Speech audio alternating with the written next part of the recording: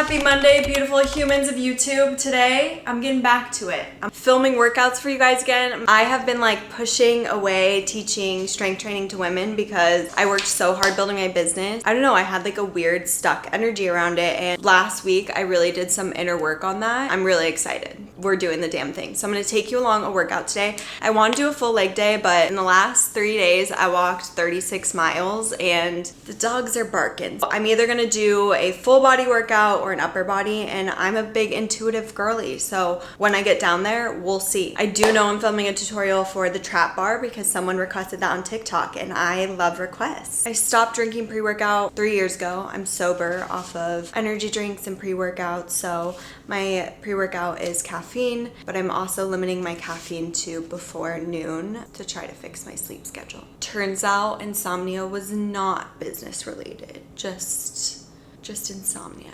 I thought when I closed my business that my insomnia would disappear. It did not. It did not. Anyways, cheers. My other pre-workout, banana. I'll take you along the workout. We're gonna see what we do when we get down there. First things first, we're gonna play some splunky music. All the way up. And then we have to warm up because warming up, number one. First, we're gonna warm up the hips. Bring the hips as low to the ground, as high to the ground. If you can't get your knees straight, that's okay. Then we're gonna bring our knee up to the chest, out and around without doing this. Just getting some of those juices moving around. Then we're gonna do some split squats. So standing in a V, I want my hips to go straight to the ground, not backwards, not forwards. So that if I turned, I could hit a squat. We're gonna do 10 each side. Lastly, we're gonna do some side to side. If you can't go all the way down, just go to where it is comfortable, but we're pushing the hip backwards, the knee towards our toe, toes are slightly pointed out. I come up on my heel over here. And then we're gonna switch all the way to the other side. Coming up and all the way down.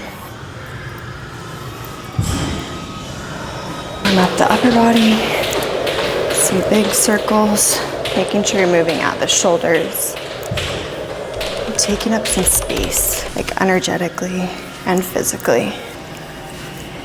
Do some chest openers, but keep your hips tucked under, don't push back.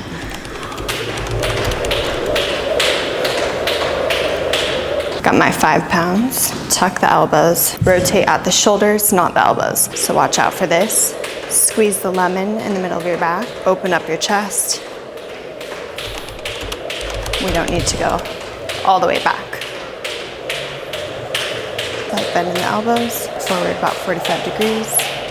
And do 10 lateral raises. Bend your knees, push your hips back.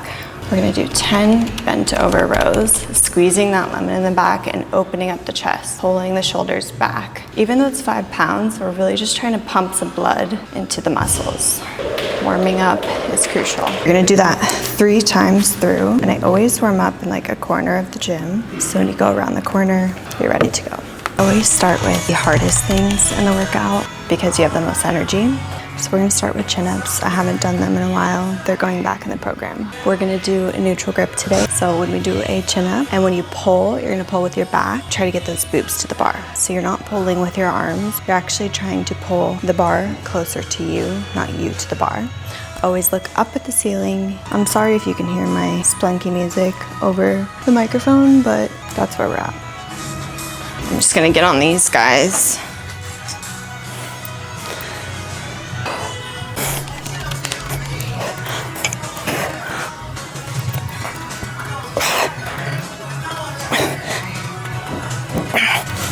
A huge part of chin-ups, grip strength. You wanna grip with your palms, not your fingers. You can add a band or do them assisted. It's kind of a tragic moment. I programmed Bulgarians for myself. I had knee surgery in April of last year and I still have a muscle imbalance because I was only able to like do real things about 3 months ago. They're like, you're gonna be better in 2 months. Such a lie. It was a whole year. My knee was in pretty bad shape though. Whenever we do a single leg movement, it is critical to start on the weak leg. You're always gonna have more energy in the beginning of a set versus at the end of a set. So we absolutely need to start with the weak leg because that's the one I'm trying to balance out. That's the one that needs to get it together. Starting with the weak leg. I brought 20s over here, which is kind of crazy. I'm gonna start with one. Like, I wanna be able to do both. I'm trying to push myself more. We're gonna bring our front foot forward, coming down, pick up that dumbbell. Now, what I'm looking out for here with my bad knee is for it to go over any which way on my foot. I need it to stay straight in line with my toes. So hips go back, chest goes down, but my knee is pushing out a little bit. I'm using my quad to push that back in because there's my muscle imbalance, okay? I'm just gonna do 8. Here's the problem with weightlifting that I see so often is that people are like, I can do 40 pounds, I'm gonna do them quick, and my knee is everywhere. When you're weightlifting, it's really important to make sure you're doing the movement correctly versus how much weight you're moving. With the rising popularity of like form videos and form education, which we love, the problem is these tiny things to look out for that are actually hindering your progress and giving you injuries. I'm gonna show you from the front knee what I mean. We're gonna do the other leg. And if you do these enough times in your life, you'll kind of just figure out where the foot goes, but don't be afraid if it feels wrong, play around with it. We really want to sit into that back pocket of our jeans and explode through the heel. Rest is absolutely critical when you're weightlifting. If you don't need to rest, you're not doing it right. You have to bring your energy levels all the way back down so you can spike them back up, because if you go right into my set right now, my set won't be as good. Quality over quantity every single time. A great resting period is at least 90 seconds, and I would say that's the minimum between big lifts. So as my workout goes on, I can live with a little less rest because I'm moving into accessory movements. And if you're really pushing weight, sometimes it's all the way up to 3 minutes, but your body needs time to recover and come back down from full exertion. These shoes, first of all, I need new shoes. See how there's a heel on them technically? I almost always take these off when I'm lifting legs. Like if I don't by the first set, they come off real quick. I'm gonna take them off for this set. They're coming down. If I go down and my knee is out like this, see how my toes and my knee are not in line? This is what I'm looking for. And when I make this adjustment, it's so much harder to do the movement. If I were to be doing 40 pounds and like this is how you're gonna get hurt. Here's what we're gonna do instead. We're gonna bring our hips back, keeping that knee right over those toes. This takes a lot more focus for me and is a lot harder. This is what we mean by mind-muscle connection. See how this one doesn't even do it? Like this one, I'm not thinking about it. So now I'm gonna slow it down so I can think about sitting into that pocket, imagining I have a jean pocket back there, and sitting deep, driving through the heel. Let the music move you. Wow, I'm actually having so much fun. I'm bringing you guys every day. This song is giving European Club. I'm gonna do my last set and I'm gonna try both 20s, probably like 4 reps. But if you don't try, you'll never know. Pray for me.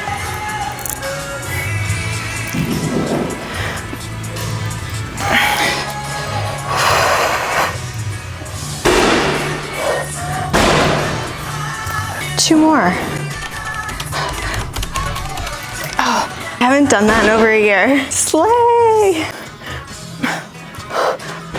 Look, I did it, and now I gotta step it up. It's always worth on your last set to just try. You could always just drop the weight. Not every incline bench is made the same. Moving into a superset, doing a bent over row, chest supported, bringing my elbows back towards the wall behind me, not to the ceiling, squeezing, but keeping those elbows at a 45-degree angle. You wanna get a full depth on the way down. Oh, hey, girlfriend. Let me show you what it looks like from the front. Boobs are fully supported. Get a nice stretch. Don't let the shoulders sag. Keep them back and behind. Elbows 45, squeeze, making sure you are getting full range of motion. Controversial, but I like supersetting opposing muscles, so hitting the back and then the chest. Squeeze the shoulder blades together, create a little shelf, coming up, neutral grip, elbows towards the ground, keeping the wrist above the elbows, explode up. Want to get a full stretch, elbows slightly beneath the bench.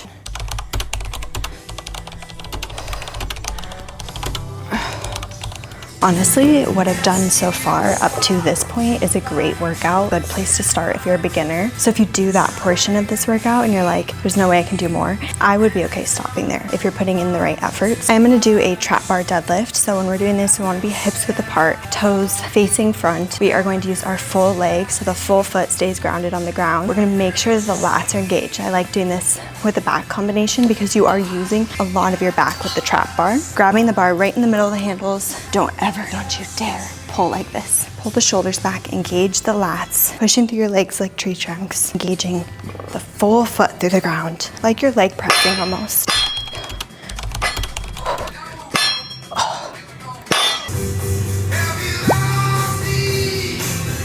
I'm on my calisthenics journey. I want to be whipping things out in Italy, in Bali, around the world. I want to be whipping things out. So I'm going to add 2 sets of these banded tricep dips. I'm going to do the banded version because it's better training versus just like trying to do it when I know that I can't do 10 of them. I can maybe do 1 to 3 and I'm pretty tired now. So I'm going to put my knees on this band, hands behind the band so it doesn't fall off.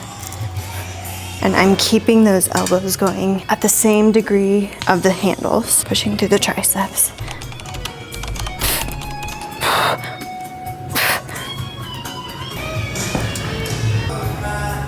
I would be lying to you guys if I said I stretched after every workout, because I don't. I do yoga like twice a week. This is deep on the quads. But that was actually like really fun. Like, was that fun for you guys? I loved it and I had a really good workout. I felt like I was hanging out with you guys. I don't know, it was fun. It was more exciting for me. I'm definitely gonna be doing this more. Put in the comments what you wanna see next. Don't forget that I'm raising money for prevention awareness. Anything you can donate would be amazing. I am trying to put my content out in the world with the intention that it reaches the right crowd to help me reach my fundraising goal. Like, subscribe, donate, let's save lives together, and I hope you have a beautiful rest of your week.